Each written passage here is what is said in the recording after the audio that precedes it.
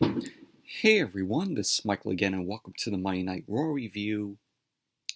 Monday Night Raw tonight was from the Pechanga Arena in San Diego, California. And happy 4th of July to you guys out there. Hope you all had a good 4th of July. They're shooting fireworks outside of my house, so if you hear fireworks going off in the video, they're shooting it off outside. So caught a glimpse of fireworks, outside my window here at people in the neighborhood shooting them off, which I gotta say was much better than watching Monday Night Raw tonight. Monday Night Raw, as always, this show sucks. This show was absolutely terrible, god awful. I mean, we come off of Money in the Bank on Saturday, and it was a good show. It was a very entertaining show. And then WWE goes back to their ways in delivering a awful Monday Night Raw. But tonight on Raw, we got Rey and Dominik versus Judgment Day, Balor and Damian Priest. We had AJ Styles versus The Miz again, a rematch. We had Liv Morgan and Bianca Belair versus Natalya and Carmella. Seth Rollins versus Ezekiel. We had a 6-man tag. Bobby Lashley and the Street Profits, Angelo Dawkins and Montez Ford teamed up to take on Austin Theory and the Alpha Academy, Chad Gable and Otis. We had Gunther versus R-Truth, which was a squash match. And the main event was a no-holds-barred match. Becky Lynch versus Asuka. So overall, Monday Night Raw, god-awful show, as always. Absolutely terrible. But let's get underway with the review. So Monday Night Raw opened up tonight with the new United States Champion, the almighty Bobby Lashley. Bobby Lashley ended up making his way out, and he got a big pop from the crowd. They were chants of Bobby by the San Diego crowd. So Lashley got on the mic, and he ended up saying that he's been waiting a long time for this moment. Of course, he ended up beating Austin Theory at Money in the Bank Saturday night. So Lashley ended up welcoming us to Monday Night Raw. He ended up saying that America's Independence Day holds a special place in all of our hearts. And he couldn't be happier to be standing here as the new United States Champion. Lashley ended up saying that it's not the title that makes the man, it's the man that makes the United States Championship. He ended up saying that there's not another man in any division or any promotion that can beat me for the United States Championship. So then Austin Theory ended up coming out. So Austin Theory came out carrying the Money in the Bank briefcase. Of course, he's Mr. Money in the Bank because of WWE politics. Because WWE had Austin Theory go into the Money in the Bank match. He didn't have to qualify because Austin Theory is Vince McMahon's guy. So he was just slotted inside Money in the Bank because of politics. And he was only in Money in the Bank for 30 seconds. And then for the rest of the men's Money in the Bank, he was just sleeping on the outside.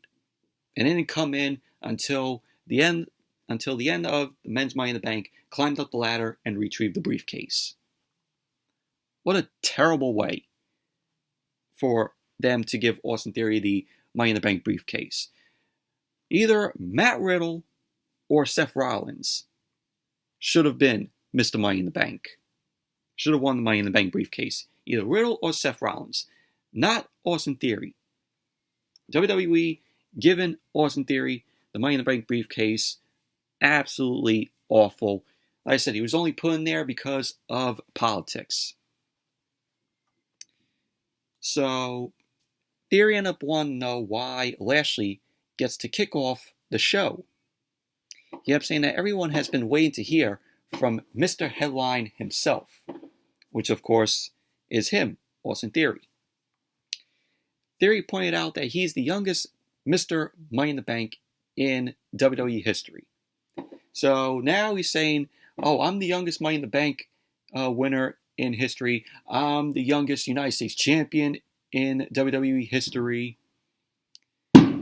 So Theory ended up saying that he had the odds stacked against him at Money in the Bank. He had admitted that Lashley got the better of him, but he shined brighter in the clutch. He ended up saying that he proved that he can do this all day. So then Bobby Lashley called Austin Theory a arrogant jackass. He ended up saying that Theory was gifted an opportunity that he didn't deserve after he shattered his ego into a million pieces. So Theory ended up saying that he's making it happen. He ended up saying that he's going straight to the top, and that he was informed earlier that he's going to get a rematch against Bobby Lashley for the United States Championship at SummerSlam. He ended up adding that he'll be ready to take down the winner of the main event at SummerSlam between Roman and Brock Lesnar. He ended up saying that he'll leave SummerSlam as the greatest champion in WWE history. So Bobby Lashley ended up saying that it's Independence Day, and the people deserve some fireworks. Theory then ended up throwing the Money in the Bank briefcase at Bobby Lashley's face, started beating him down with the briefcase.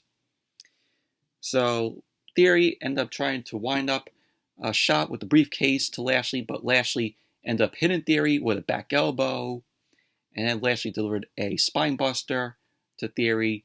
Theory retreated out of the ring, and that was basically how the segment ended.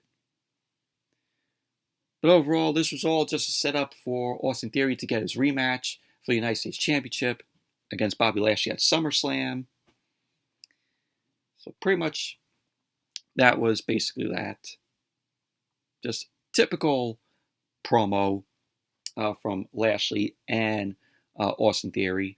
So then we went backstage, and Megan Moran was interviewing both the Mysterios, Ray and Dominik. Dominik ended up saying to Megan Moran that the Judgment Day, or Flopman Day, DOAman Day, as I would call them, that the comments that they made last week were disrespectful, and that he's learning from his father.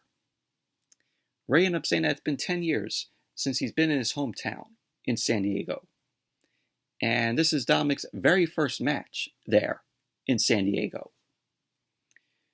So Ray ended up saying that they'll teach the Flopman Day, or DOAman Day, to respect the 619. So that was what both the Mysterios had to say. But Judgment Day, I'm calling them Flopman Day or DOAman Day, because ever since they kicked out Edge of the group, this group has been a failure. Rhea Ripley is out, and so now it's basically just Balor and Damian Priest. This group is going the same way as Retribution was. So it's the same thing. What happened with Retribution? That's where Judgment Day is going the route of.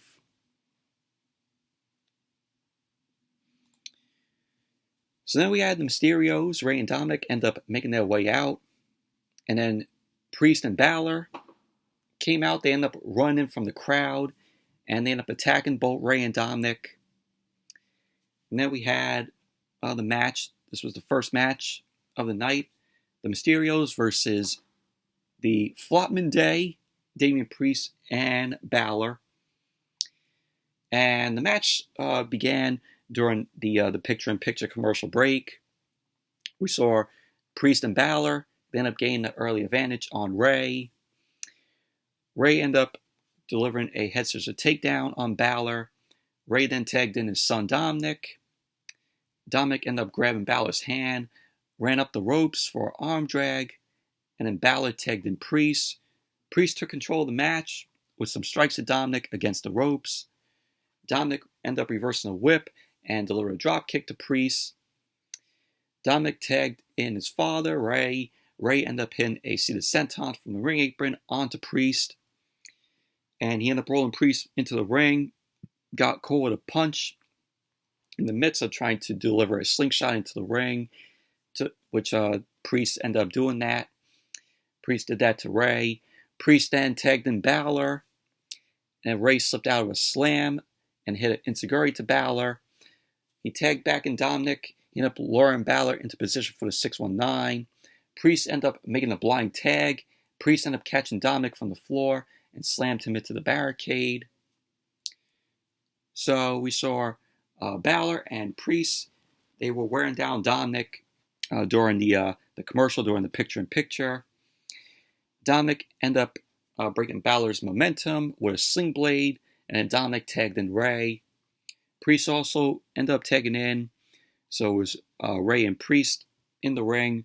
Ray ended up hitting some drop kicks to Priest, and then a tilt-a-whirl DDT. He went for the cover, to which Priest ended up kicking out too. So we had Ray end up trying for the 619, but he ran into a big boot by Priest. Priest knocked Dominik off the apron. He hoisted up Ray and slammed him down. Balor ended up missing the coup de grace, so Dominik ended up helping his father set up both Priest and Balor for the double 619, to which they did. Ray ended up climbing up to the top turnbuckle. Balor ended up getting his knees up on the frog splash delivered by Ray, and he rolled up Ray for a 2 count. Priest then slid a chair into the ring. Dominik ended up coming in to grab the chair, but it got pushed away. Ray faked himself getting hit with the chair while the ref's back was turned.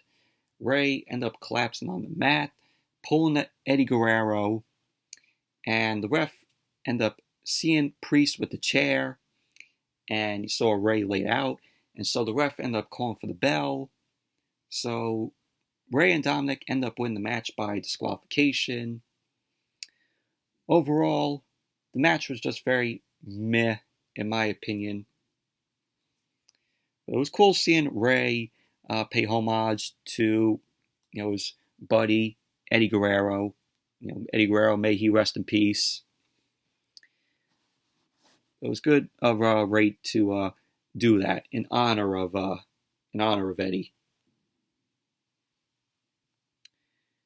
And then we had Megan Moran. Megan Moran was backstage. She was interviewing The Miz.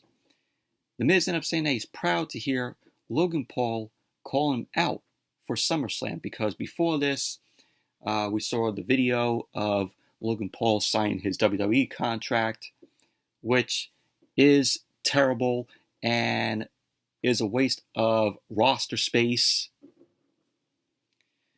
So thank you for WWE for letting me know that Logan Paul signed the contract, so that way when he comes on TV, I could change the fucking channel. Thank you, WWE, for letting me know that. So The Miz ended up saying that he loves confidence and outlandish statements. And that's what Logan Paul is all about. He ended up saying that Logan Paul is surrounded by yes men in his circle. Miz ended up saying that they may work outside of WWE, but it won't work inside of the company. Miz ended up telling Logan Paul to retract his statement and accept his offer to reunite as a tag team. So Miz ended up saying that if Logan Paul doesn't accept, he will be humbled. So then Megan Moran ended up asking about Miz quitting his match against Styles last week, where just the Miz ended up just walking to the back. So Styles won by count out last week. So the conversation that Miz was having, replying to Megan Moran's comments, he mentions about his tiny balls. So we're still mentioning Miz's balls on TV. Miz ended up saying that his balls are gigantic and supersized. Who fucking cares? Do we really need to know that? Who was writing this shit? Nobody cares if The Miz's balls are gigantic and supersized. Who the fuck cares?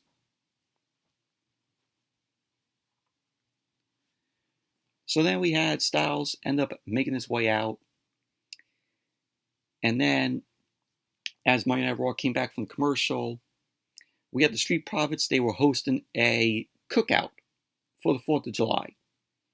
So we saw Riddle there. We saw Doudrop, Nikki ASH, and there was Shelton Benjamin there. You know, the catering, the superstars that are in catering. So we got the cookout being interrupted by the Alpha Academy, Chad Gable and Otis. And you have Chad Gable doing his stupid, lame, shoosh. God, I can't stand that. I can't stand when Chad Gable is on TV and he's not wrestling, because we got to hear the shoosh and a thank you. Either give him a gimmick change or get him off my TV. So Chad Gable ended up saying that he wants to know how they can be celebrating after losing to the Usos at Money in the Bank. Of course, he was talking about the Street Profits. Gable ended up saying that he wants to read an annotated version of the Declaration of Independence. Montez Ford wouldn't let Chad Gable do that. So Angelo Dawkins ended up mentioning that Montez Ford is a former Marine. Dawkins touted his hot dog eating skills, to which Otis ended up stepping up, and we got a hot dog eating contest, which we saw later on. So that was that. This was terrible. This was absolutely awful. So we went from an awful backstage interview with The Miz, talking about still his balls, to this 4th of July cookout that the Street Profits were hosting, which was awful, to Ray and Dominik walking backstage. Balor and Priest end up attacking both Ray and Dominik from behind, and Balor and Priest end up leaving them both laid out. So we had the referees and officials. They end up coming in there to check on the Mysterios. So that was that. Looks like we're going to be getting another match with the Mysterios and Balor and Priest. Watch we get a rematch of that for next week.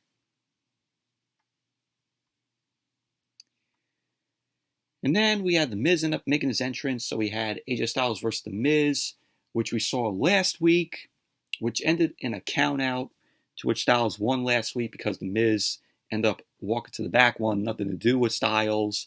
So we got the match again. Same old shit. This was the same match that we got last week, only the outcome, we had a winner for the match. So the match started off with Styles hitting a shoulder tackle and a kick to The Miz. Miz responded with a knee to Styles' gut. He ended up punching Styles in the corner. Miz got caught with a roll-up by Styles and then a drop kick. And then Styles ended up delivering a clothesline to The Miz over the top rope, which sent him out to the floor. Styles followed that up with a slingshot forearm to The Miz on the floor. And then Styles was in control of the match as Monday Night Raw came back from the commercial.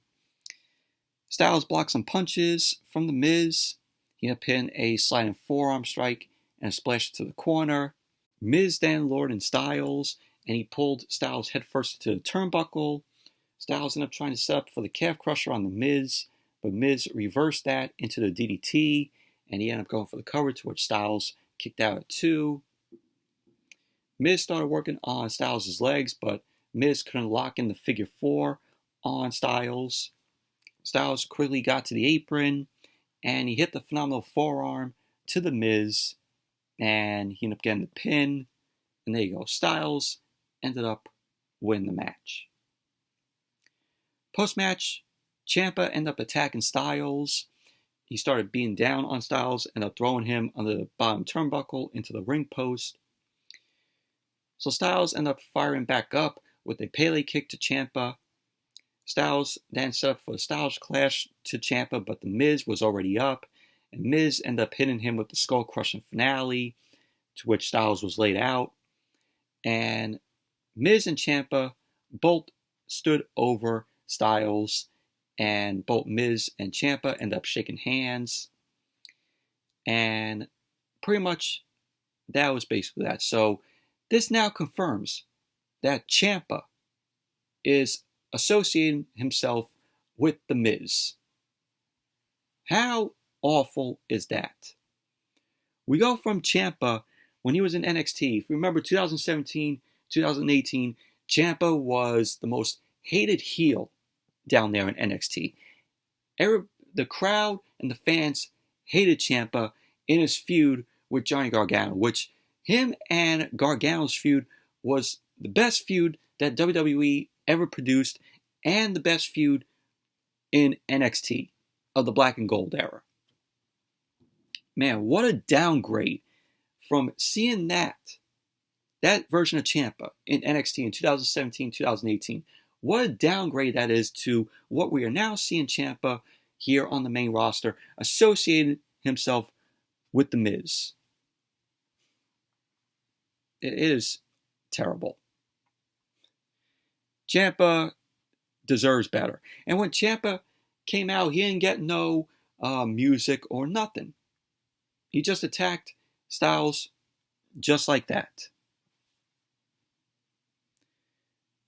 Man, what a downgrade for Ciampa. And then we had Liv Morgan.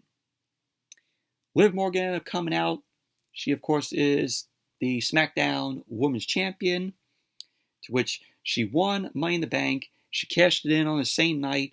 She ended up defeating Ronda Rousey for the SmackDown Women's Championship. So Liv Morgan ended up coming out. She got on the mic. We had the fans end up chanting, "You deserve it." So Liv Morgan ended up saying, "We deserve it." Morgan ended up saying that all of her dreams finally came true, thanks to one night at Money in the Bank. And if you ask Liv Morgan what the highlight moment of her career is, she will be mentioning that night at Money in the Bank. You know, you go up to Liv Morgan, if you ever see her, if you ever meet her at a meet and greet, and you ask her, what was the best highlight moment of your career? Without a doubt, she would say winning Money in the Bank. And also cashing in the briefcase on the same night and win the SmackDown Women's Championship. That is what I think Liv Morgan will, without a doubt, say that was the best moment in her career. So Liv Morgan ended up saying that the Money in the Bank ladder match was the hardest battle of her life. She ended up saying that the fans helped her get through it. Liv ended up saying that the fans have stayed with her through every step of her journey. She wanted to say that the fans believed in her, even when she felt she gave them nothing to believe in. Liv Morgan ended up saying that the fans gave her confidence to cash in on Ronda Rousey. So Liv Morgan ended up holding up the SmackDown Women's Championship, and she ended up saying that it's not just for her, it's for all of us. So then Natalya ended up coming out. Natalya ended up interrupting Liv Morgan. Natalya ended up saying that Liv Morgan should be thanking her, and that she's the only reason why she was able to cash in the Money in the Bank. Natalya ended up saying that she'd take a thank you, but would rather take the SmackDown Women's Championship. So Liv Morgan ended up saying that it makes sense that Natalya will go after the giant target on her back. Liv Morgan ended up saying that they'll be sharing a locker room on SmackDown, so that Natalya will know exactly where to find her. So then we had Carmella end up coming out, and Carmella ended up telling Natalya and Liv Morgan to take their butts to SmackDown. Carmella then ended up trying to stir things up between both Natalya and Liv Morgan. Carmella called herself the next Raw Women's Champion. So Liv Morgan retaliated to Carmella, pointing out that she lost to Bianca at Money in the Bank. Liv Morgan ended up saying that if Carmella wants her out of the ring, she can make her get out. So Carmella then convinced Natalya to help her attack Liv Morgan. So then we had Liv Morgan end up punching Natalya. Carmella end up going after Liv Morgan, so we had a 2-on-1 beatdown. Natalya and Carmella on Liv Morgan. They started beating Liv Morgan down in the corner, to then which Bianca Belair ended up coming out. Bianca ended up evening the odds, ended up taking out Carmella, and then Natalya. And with this, you already know that's going to lead up to a tag team match, which Adam Pearce walked out. Adam Pearce ended up saying that it looks like they want to fight. So Adam Pearce made a tag team match. Holla, holla, holla, like Dieter Long. We're going to have ourselves a tag team match. Holla, holla, holla. So there you go. We had a tag team match. We had Bianca Belair, Liv Morgan versus Carmella, and Natalya. And the match itself, it was okay. Bianca Belair and Carmella were in the ring. They were trading roll-ups. Bianca started taunting Carmella to lure her into charging into the corner, and then she ended up hitting a drop kick. Bianca then tagged in Liv Morgan. She ended up covering Carmella, to which Carmella kicked out at 2. Carmella ended up scrambling to the corner to tag in Natalya, to which Natalya came in. Natalya slingshotted Morgan off the top rope, ended up dropping her straight on her rear. Natalya then ended up running over the back of Liv Morgan's head and delivered a low drop kick, to which she ended up going for the cover, and Liv Morgan kicked out at 2. Natalya then ended up whipping Morgan, and Morgan ended up landing throw first on the middle rope. So Natalya ended up going for the cover, to which Morgan kicked out at 2. Liv Morgan ended up trying to fire up at Natalya, but Natalya ended up blocking in the sharpshooter to Liv Morgan. Bianca then extended her hair, and Liv Morgan used it to pull herself to the corner and make the tag to Bianca, to which Corey Graves was like, "Oh, that's not supposed to happen." So Corey Graves didn't like that outcome on commentary. So Bianca ended up going for a delayed vertical suplex. Carmella then came in, ended up getting kicked away, and Bianca ended up going back and ended up hitting the suplex. Carmella then ended up super kicking Bianca through the turnbuckles into the ring post, to which Bianca ended up falling to the outside. So at the end of the match, we had Liv Morgan end up hitting the Oblivion on Natalya, and Liv Morgan ended up getting the pin. So you go, Liv Morgan and Bianca Belair ended up winning the match. Overall, the match was okay, in my opinion. Even though we saw Bianca Belair and Carmella go at it at Money in the Bank on Saturday, but whenever Bianca and Carmella were in the ring here, it was the same old that we saw on Saturday with them. And then we had more video from the cookout earlier in the day. We saw Veer Mahan was eating some food. Mustafa Ali ended up sneaking up, ended up stealing Veer's food. Veer ended up chasing after Mustafa Ali. And so the camera ended up panning over to Omos and MVP. And they were discussing strategy. Dana Brooke ended up strolling in wearing the Jobber Ninja Turtle 24/7 title.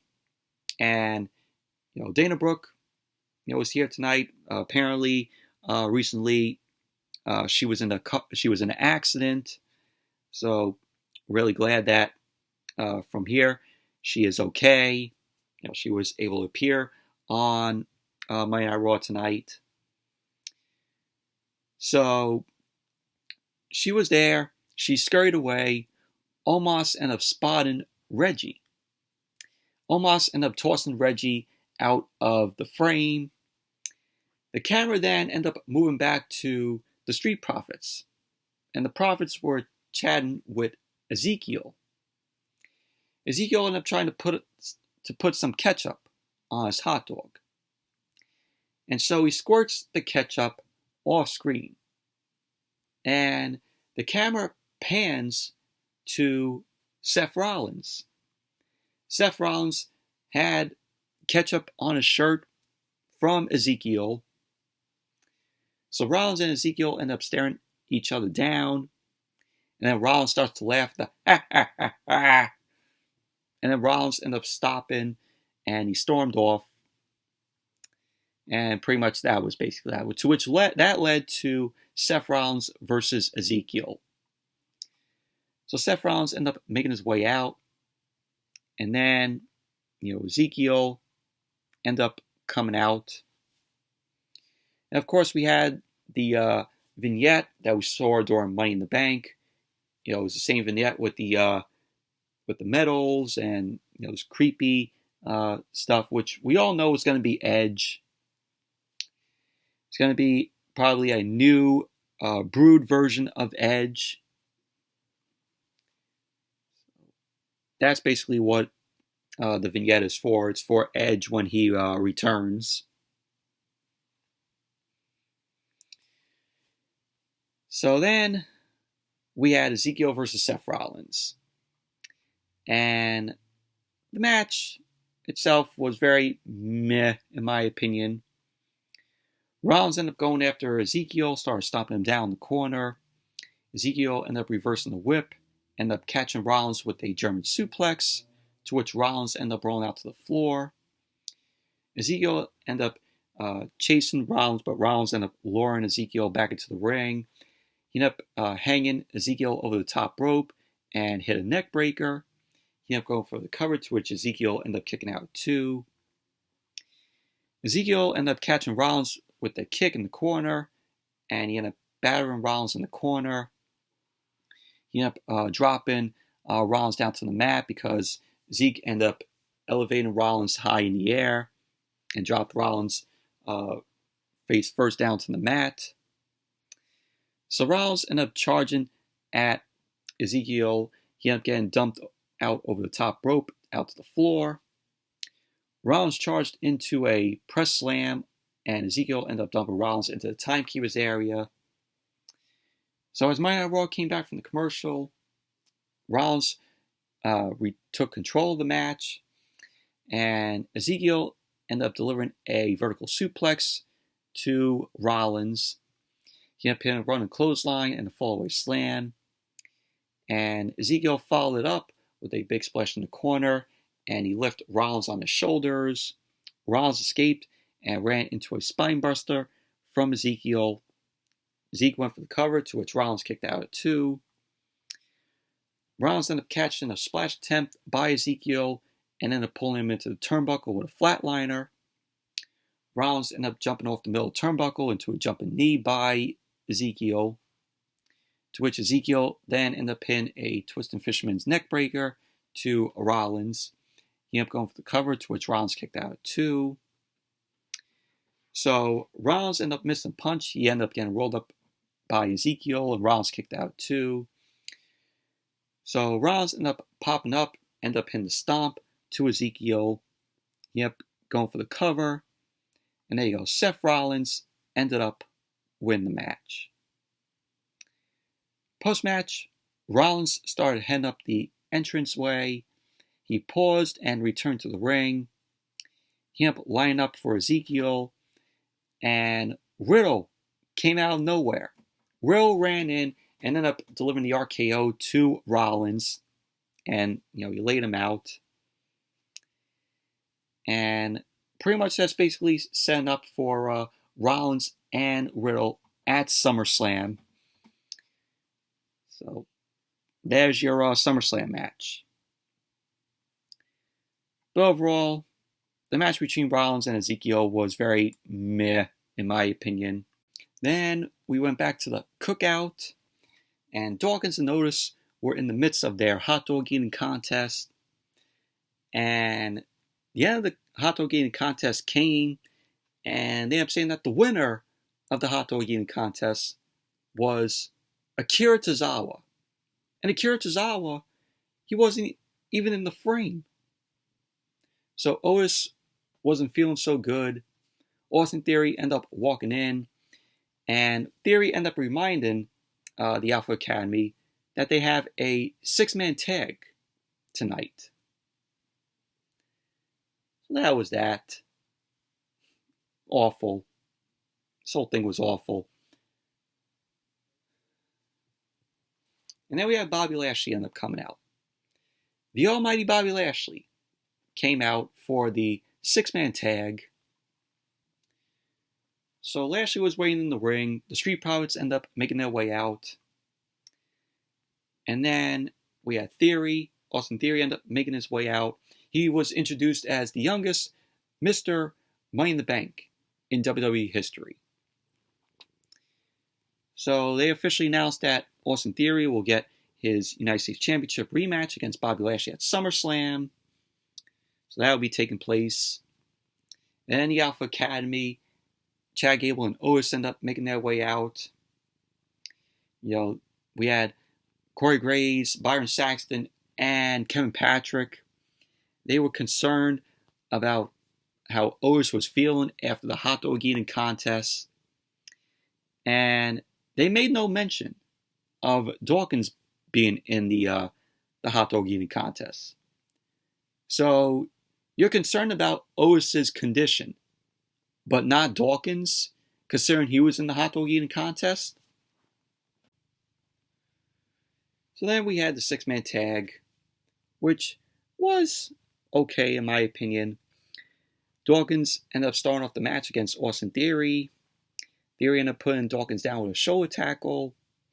Dawkins ended up grabbing a waist lock, and Theory ended up escaping.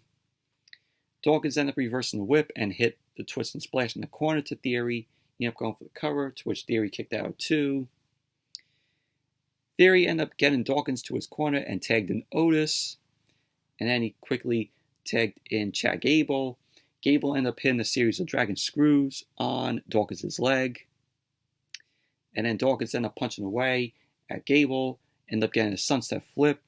And Gable immediately transitioned that into an ankle lock, to which Dawkins escaped out of the ankle lock and tagged in Ford. Ford ended up flying in with a crossbody to Gable, and then he delivered a clothesline.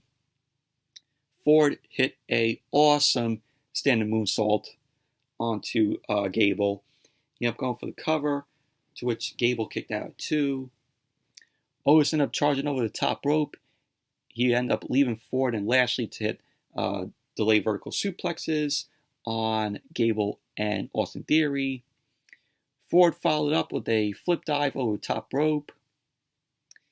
So as Monday Night Raw came back from the commercial, Otis ended up hitting a overhead suplex on Montez Ford, to which he followed up with a splash in the corner.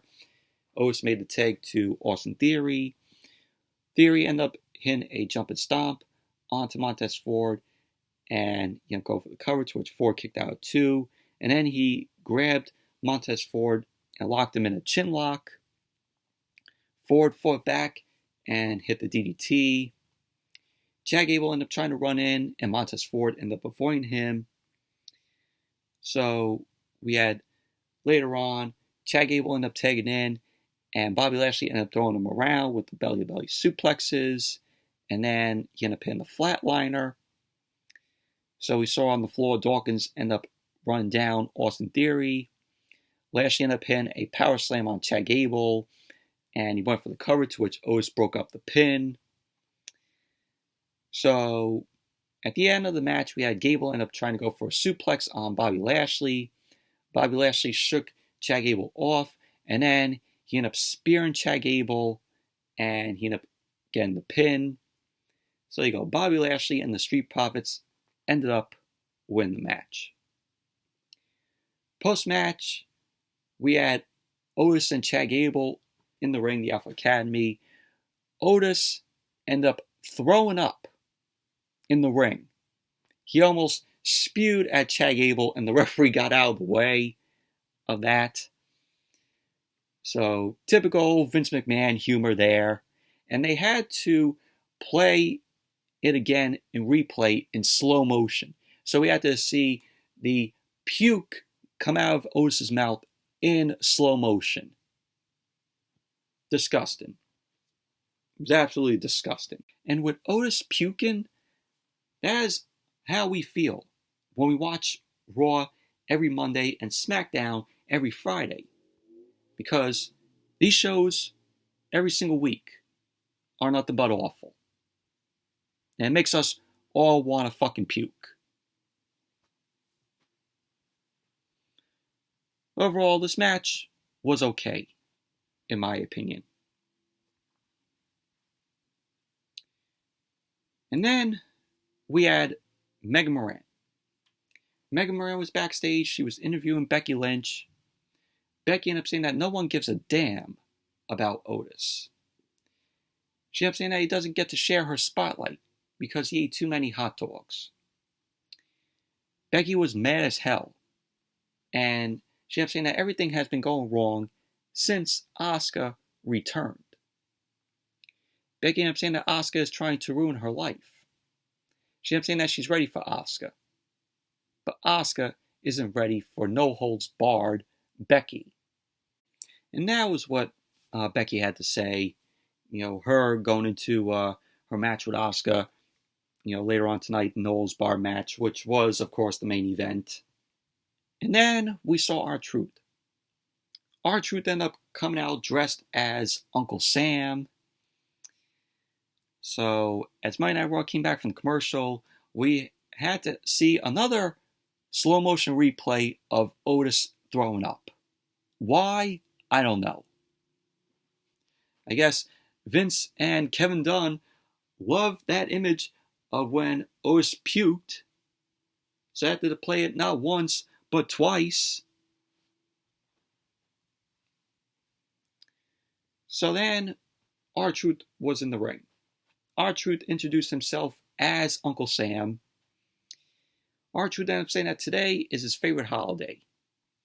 He ended up saying, today we honor the brave American heroes who saved the earth from the alien invasion in 1996. He ended up shouting out Will Smith, Jeff Goldblum, and Vivica A. Fox. To which, of course, he's referencing Independence Day, which is a very good movie. Really enjoy Independence Day. It's a 4th of July tradition to watch that film every year. So, R-Truth ended up reading his favorite chapter from the Declaration of Independence. Welcome to Earth. So then R-Truth got interrupted by Ludwig Kaiser. Ludwig Kaiser ended up introducing Gunther, to which, of course, Gunther is the Intercontinental Champion. Gunther ended up heading down to the ring. R-Truth ended up urging the crowd to chant USA. And then Gunther slapped the wig off of R-Truth. A referee ended up running to the ring to separate them. And so we had the match, Gunther versus R-Truth. To which this was a squash match. Gunther delivered a powerbomb to R-Truth. And he went for the cover. And there you go. Gunther ended up winning the match. So that was that. But R-Truth, you know, he's funny, you know, comic relief. You know, I liked how he referenced Independence Day there. You know, said, oh, today we honor the brave American heroes who saved the earth from the alien invasion in 1996. So even R-Truth loves Independence Day. I mean, who doesn't love Independence Day? It's a very good movie. You know, Will Smith as the lead. It's one of my favorites. If you haven't seen Independence Day, I don't know where you all have been. You all must have been living under a rock. But check out Independence Day if you all haven't seen it, but I know a lot of you have. It's a very good movie to watch every year at this time on the 4th of July. So then we had Sarah Schreiber. Sarah Schreiber was backstage. She was with Alexa Bliss. Sarah Schreiber ended up asking Alexa Bliss about her friend, Liv Morgan, cashing in the Money in the Bank and winning the SmackDown Women's Championship. Alexa Bliss ended up reminding Sarah Schreiber that she has no friends, but she's still happy for Liv Morgan. Alexa Bliss ended up saying that she liked to hold something other than Lily, that she wants to get back in the title picture. And then we had Asuka end up interrupt, going, I got to say, her and her gibberish, cartoonish, talking Japanese. So she ended up saying she's going to beat Becky Lynch. And pretty much that was basically that. But always cartoonish with Asuka with her gibberish, the whole, I got the back of that die. And then we had a video package on the rivalry between Roman Reigns and Brock Lesnar, which we shouldn't even be getting Reigns and Brock Lesnar again at SummerSlam. Roman Reigns and Brock Lesnar's feud, this rivalry has been already played out. We do not need them going at it again.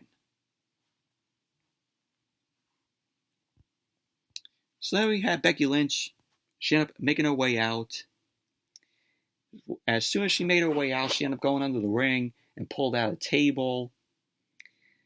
And as Monday Night Raw came back from the commercial, Becky Lynch ended up creating a pile of chairs that were on the floor in front of the commentary table. Asuka ended up making her way out. She was carrying a garbage can. And so we had the main event, Asuka versus Becky Lynch. No holds barred match. Which, this was just okay, in my opinion. Asuka ended up going after Becky Lynch with the trash can, but she ended up missing.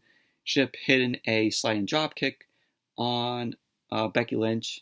Asuka ended up going to the outside, and she ended up getting a chair. She brought the chair in, but ended up getting cut off by Becky Lynch, who delivered a kick to her.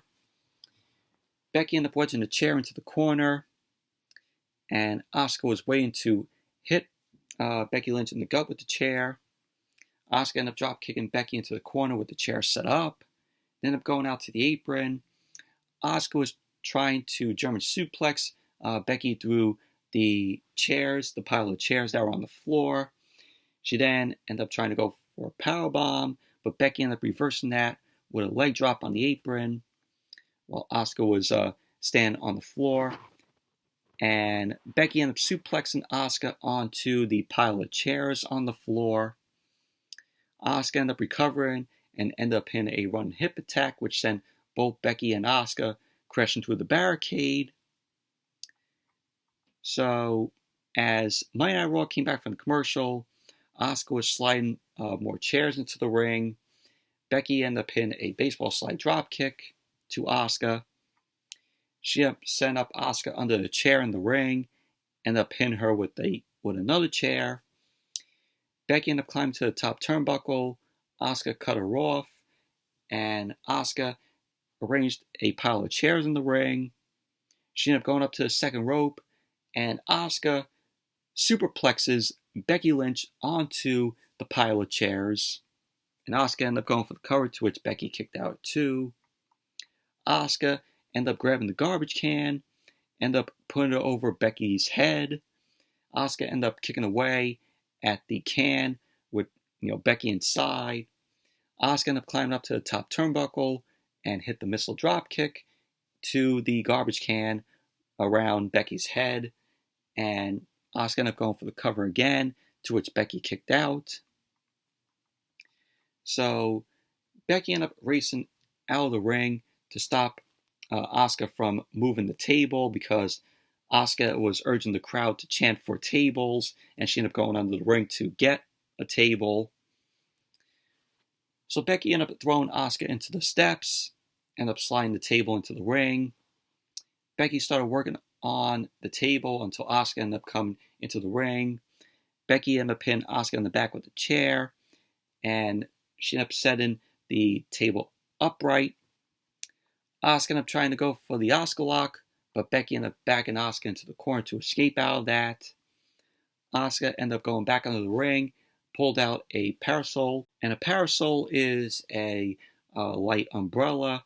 So Asuka was going to shoot the mist at Becky, but Becky ended up using the parasol, and Asuka ended up spinning the mist on top of the parasol, so Becky didn't take the mist. So we had Asuka end up downing Becky Lynch with a kick, end up sending her up on the table. Asuka ended up climbing up, but Becky Lynch ended up cutting her off, repositioned her on the top turnbuckle. Becky ended up bringing Asuka down through the table with the manhandle slam, and Becky ended up going for the cover, and there you go. Becky Lynch ended up winning this no-holds-barred match. Overall, the match was okay in my opinion. That was how Monday Night Raw went off the air. Overall, awful show. This was a waste of 3 hours. So just terrible show. It was. It's Monday Night Raw. What do you expect?